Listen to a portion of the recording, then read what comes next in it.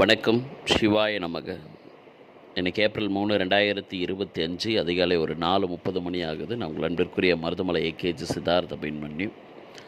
எனக்கு தியானத்து மூலயமா, இறைத்தன்மை மூலயமா, இறைசக்தி மூலயமா எனக்கு உணர்த்தப்பட்ட ஒரு விஷயத்தை பார்த்தீங்கன்னா சொல்கிறேன்.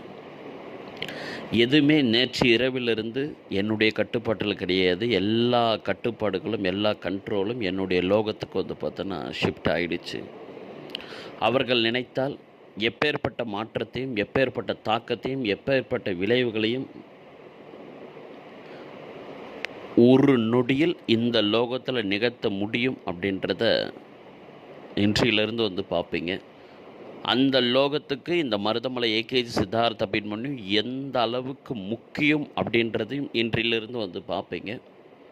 அது ஆள்பவராக இருந்தாலும் சரி, அடிமட்ட தொண்டனாக இருந்தாலும் சரி, அவர்களுக்கு ரொம்ப தெளிவாக புரிய வைக்க பார்த்தோன்னா படப்போகுதுங்கள.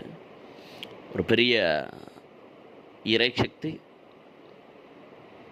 இந்த லோகத்தை வழிநடத்த போகுது.